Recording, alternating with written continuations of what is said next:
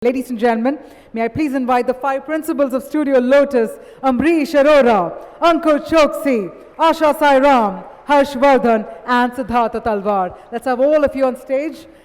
Thank you so much for joining us. What a delight indeed. Thank you for that short and crisp introduction. I'll put things into a quick context. I have known Lotus Design since it was a 8-9 people practice out of Chaudhary Prem Singh House. I checked today, it's almost 100 people practice out of Chaudhary Prem Singh House still. And the time between when I first met Amrish and Ankur and today is about 15 years. So, and I have observed the practice off and on through my own interest in contemporary architecture in India, but also through the 3 to 4 chances that I have personally had to have a very detailed conversation with them about practice, and one of them was even recorded, which was at your studio, and that was exactly about a decade back, is what I was trying to see when we did that. Very few practices in India have the scale that you are at currently with your practice. Even fewer are able to retain the fabric of what they started with. Let's call them like sort of the foundational values or the principles on which the practice was originally initiated. What is it that you can retain and what is it that you lose when you scale? And how do you make that bargain? You know, how do you decide that, okay, this is important and this is not so much?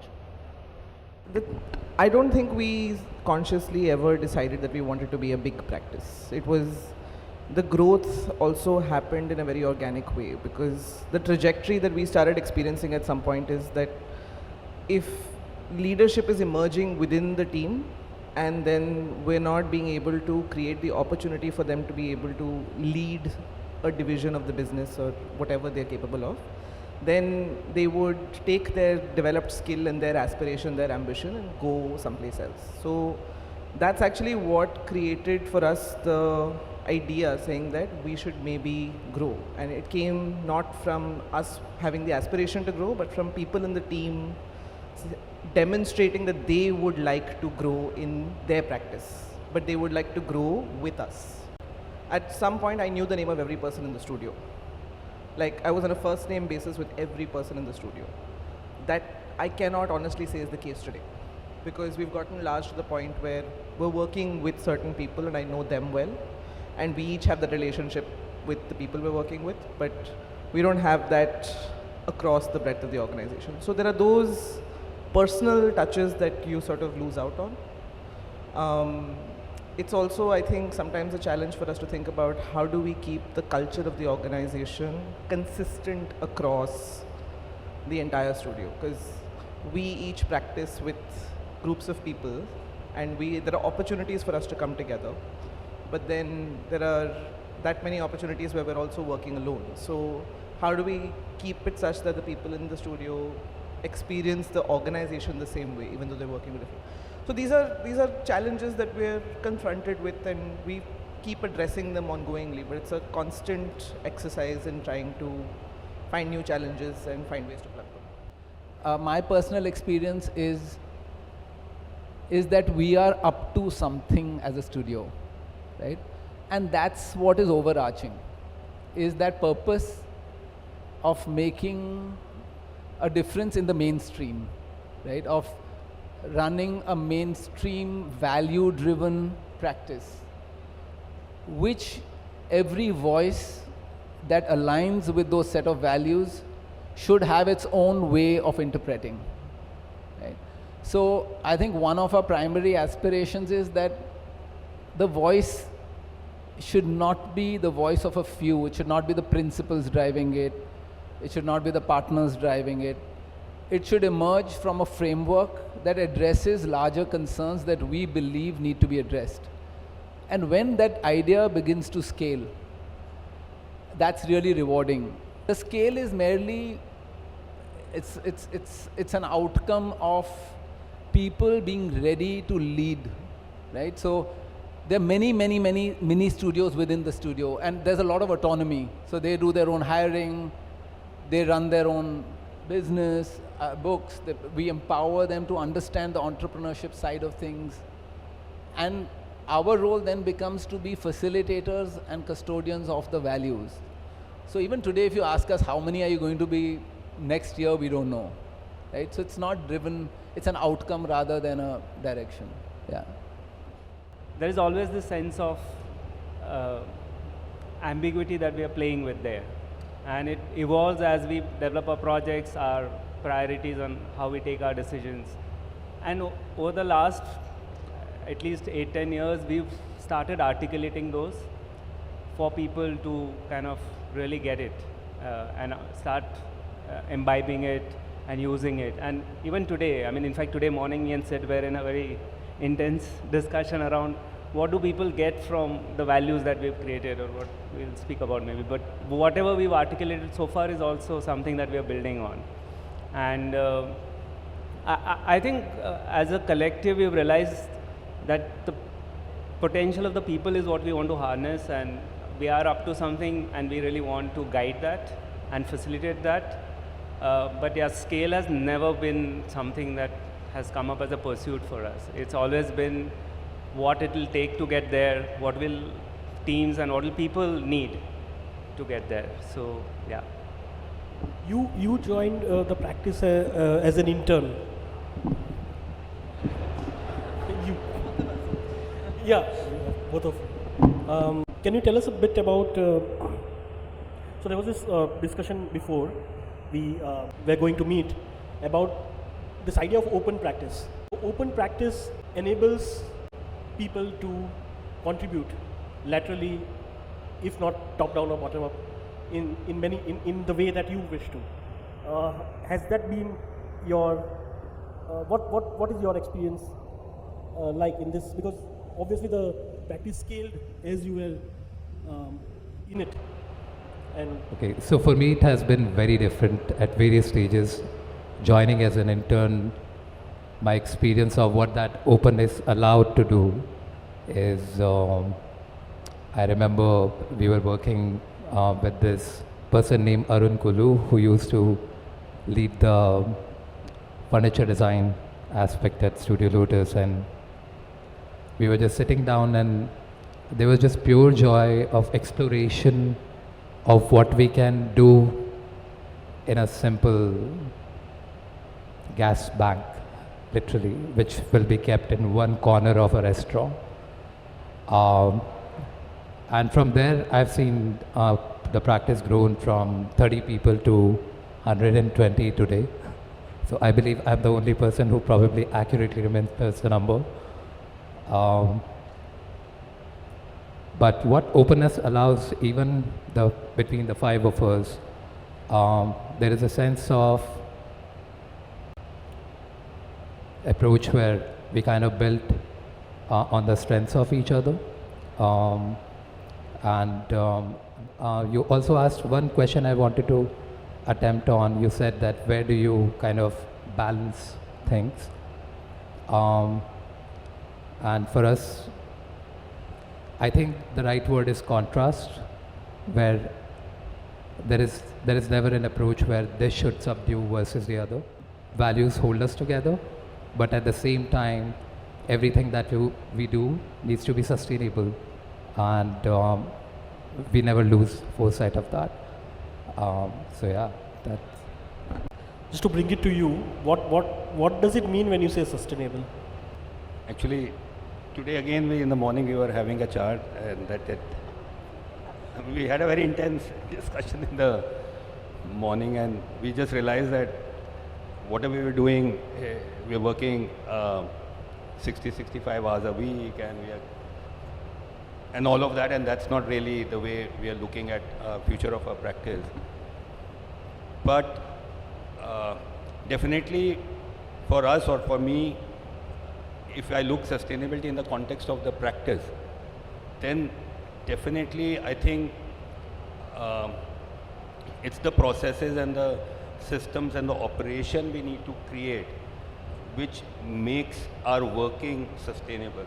So for us, I think the shift is purely towards that how we can create a discipline of our processes, of our systems, our outputs in a more sustainable way where we can really basically actually create a work-life balance. Would you like to also respond to that, Ambrish? Because that's something that we have briefly talked about.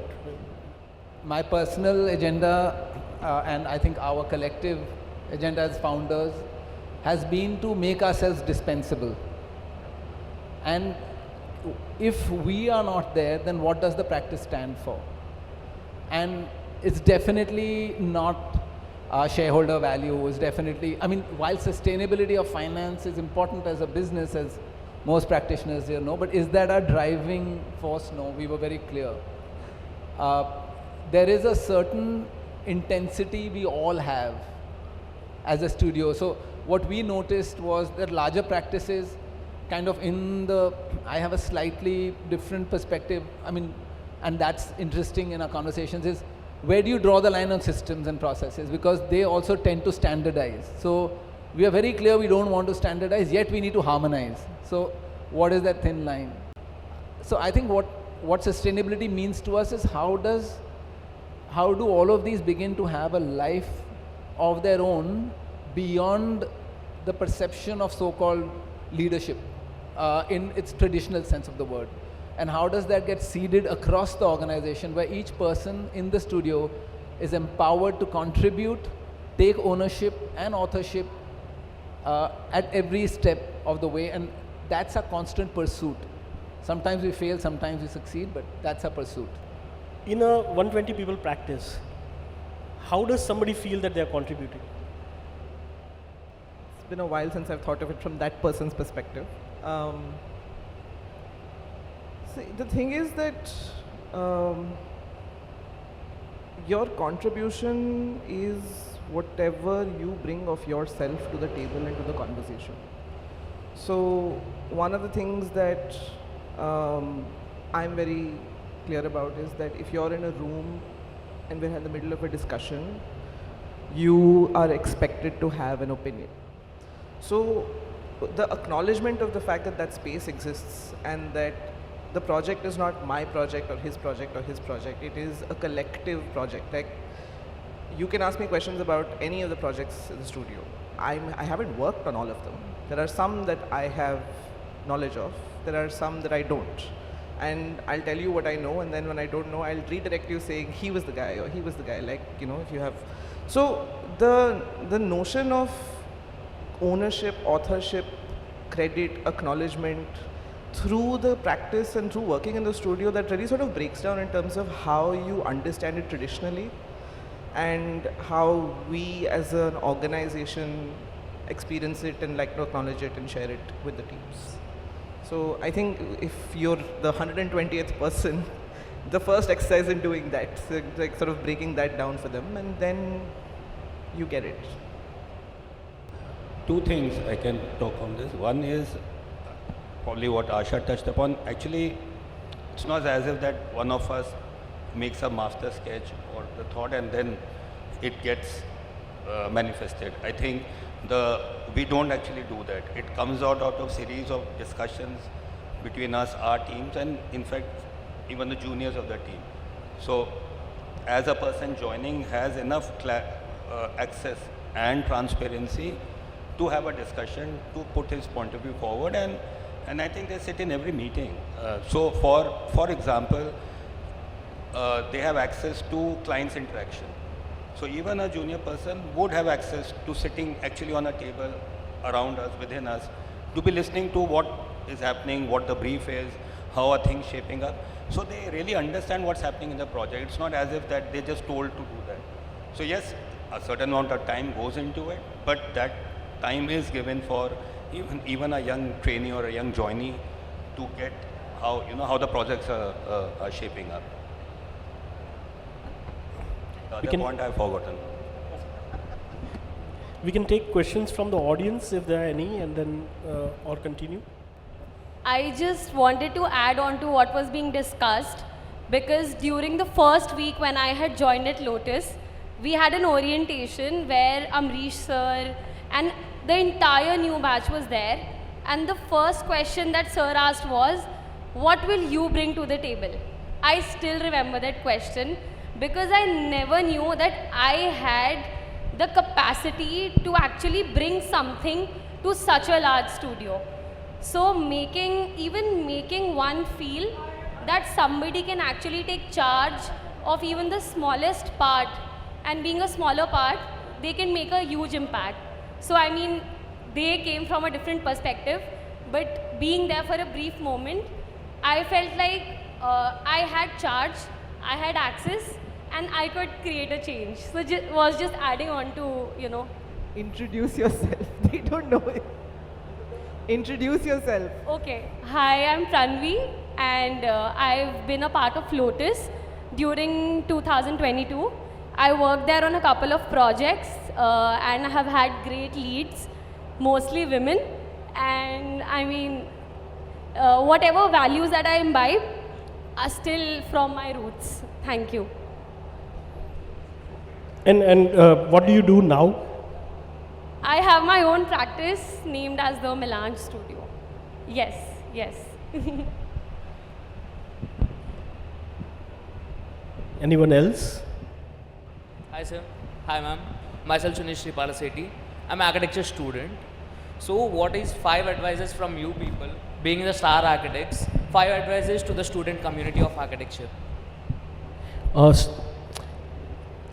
He asked, what is your advice for the students? But he also used the word star architects.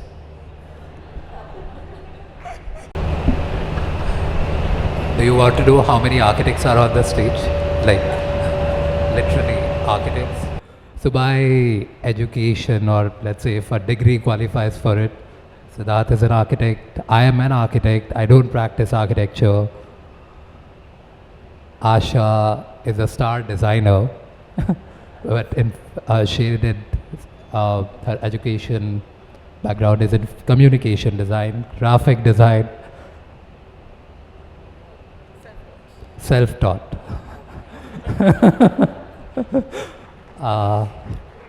Thank you for calling us architects, because that is something, there is a big joke around it. Coming back to your question, at least my personal advice, and other people can speak for themselves, would be what I've seen lately is that many people kind of try to, very early on in their career, try to choose a certain direction. In absence of having done enough exploration on what really resonates with themselves. So my one advice would be to, at early stage, as much as possible, try your hands in different things, really engage with it, and truly understand what is working for you in the process. Yeah. Okay. So I would say there are 2 things that I would give as advice to students of architecture. The first is that you're at the beginning of your journey. Ask lots of questions. When you're deciding who you want to practice with, like, have a point of view as to why you're choosing to practice with them. I find that different organizations, different firms, different studios, they all are like little mini families that you're going to go become a part of. And some fit and some don't fit. And that's okay. And everyone's going to find their place in the world where they fit. But unless you're sort of willing to go through that exercise where you're being honest about what you want out of it and what you're seeking from the other person, you're never going to get there faster. So that would be my first piece of advice, saying that when you're out there looking for where you want to work, just have that perspective professionally. The other thing which I would say to everyone is it's always better to ask for forgiveness than for permission. So like, take a few risks that way. Is there anybody else? Yeah, I'll just add to that. I don't know how much advice you signed up for, but there are 5 of us here. It's an overdose, but I've got the least hair on amongst them, so I can. So I believe there are 2 things that will hold you in good stead. it's a practice that I use till today, and I think it's given me clarity on what I'm up to next. I ask myself every few months as to why am I doing what I'm doing? Why am I practicing? Yeah. And sometimes the reasons that I find today are actually very different from when I started off, and it helps me recalibrate, re-articulate, and kind of move to a different direction of what is important and meaningful to me at that point in time. So I think what all of us don't do enough is reflect and ask ourselves every few months, I've got it on my calendar every 3 months, why am I doing what I'm doing? I think the second piece of advice is, once you have clarity, then give it all you've got, right? Work-life balance is a conversation that comes into play when work and life are different, right? When your why is clear and you're driven, then it's seamless. So after that, then you will stop seeking work-life balance because you will be in the flow. And that's when you excel, that's when you are moving, that's when you feel you're moving towards whatever you believe you want to create. So I would say very often that question comes up when you're not clear as to what you're up to. It could be something really mundane, but it has to resonate with your purpose. So I would say that's a critical aspect. Yeah. Sure, sir. Thank you. Hi, this is Anup Gupte from Udaipur. I heard you say about values and how the practice will stay when you're not there. So I would like to hear on how you will do that, as in, because most practices all around the big practices, maybe the boss is someplace else and they have multiple practices working, but still they have that value created in their projects. How will you ensure that? That is a question I have always had as an architect. How the next person will have those values which I am thinking when I am starting as a practice. I think that is what I was speaking about in the first part, where we've been building on that conversation around values, what they mean to us, and how they look in real life for people. So, but we've been building the belief system, and we believe in this approach to have a belief system to align ourselves. It is how that we are yet grappling with. We are trying out various things. So one of the things is we've created a lot of forums for all of us to have conversations by which people understand the values and inculcate them and start using them. There is a certain framework that Ankur was speaking about that we have been articulating. Having said that, in the simplest form, constantly aligning each other, keeping that dialogue present, asking questions to each other, like what Amrish referred to, asking very simple questions, and always staying in that state of inquiry. What am I doing and why am I doing this? And what is informing our decisions is one of the way the volumes kind of is taking shape. People who are joining the firm, they kind of grapple with what do we mean by that.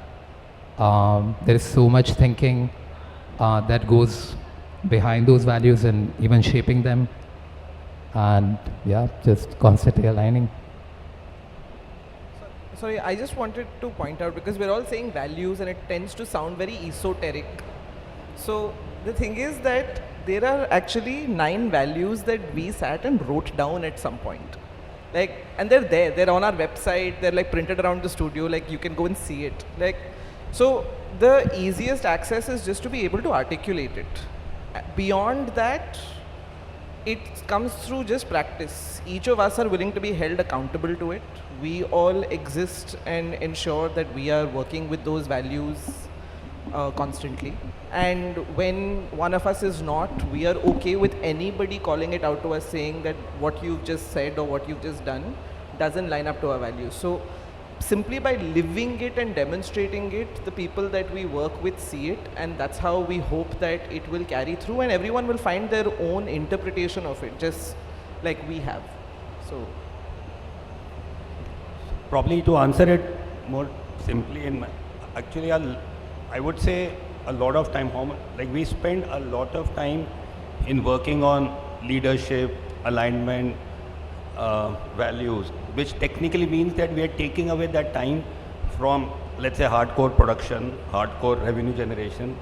So I would put it this way, I think almost 30% of our time in their own way, a lot of our time goes into building teams, having conversations on how to make the process better, how our next layer in leadership are more and more exposed, are in control of the project, how are we not actually, we not even coming for important meetings, so stuff like that. So a lot of time goes into building that robustness, and we are not, and that time is taking away from actually those 8 to 10 hours of the day. So that is where I feel a lot of dialogue and a lot of conversations happen. What we are encouraging is a conversation around what about it do you like, and then we have, like everyone mentioned, a framework of design values, frugality, localization, so on and so forth, and we've defined each of these values. So when you have a design conversation, you are able to have a conversation around a certain objective which is beyond the seniority of a person in a room, and you can challenge a decision based on your own interpretation of whether this does the job. Till now we have been discussing the practice from the perspective of the 5 of you being sort of in a leadership role in some sense. But what is it that you individually seek out of the practice? What do you seek from the practice? Now you have reached, you said a point that where you are thinking of the practice without you, which means that there would be a point where you would think that this is not what I seek from Lotus anymore, or what is it for you now in this year from that you expect from Lotus Design? So I want to be at a point, and I am nearly there, where I seek nothing. I don't believe Lotus is mine, and it has a life of its own, and I had a role to play, and while I played that role, I am very grateful for what I got back. My hope is that I am not attached to my identity as being intrinsically linked to Lotus's. And so for me, I think personally,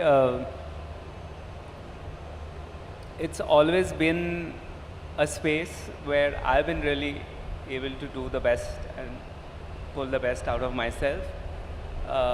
It's given me a great sense of joy on the journey. And today, as having contributed to having gotten this wherever it has gotten to, it is still something that I look up to, that it flourishes and grows. So yeah, I mean, that's where it is for me.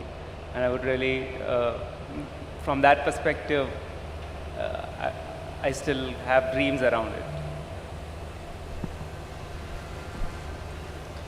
So they're clearly more evolved people than I am. But I never thought of in terms of what I seek from Lotus. What I look forward to is, funnily enough, has nothing to do with design. It has to do with the people. Like, I really enjoy coming into work. I really enjoy the company of the people, these guys, the team that I'm working with, the energy that gives me, the sense of collaboration and fulfillment that gives me. That's very rewarding. And to me, the thing that I'm constantly seeking is that joy and that energy that comes with that. Now, if the output of that is architecture and interiors, great. But if tomorrow the output of that is that we're flipping burgers at a restaurant, that's also fine. Like, it's more that spirit that I really seek from Lotus.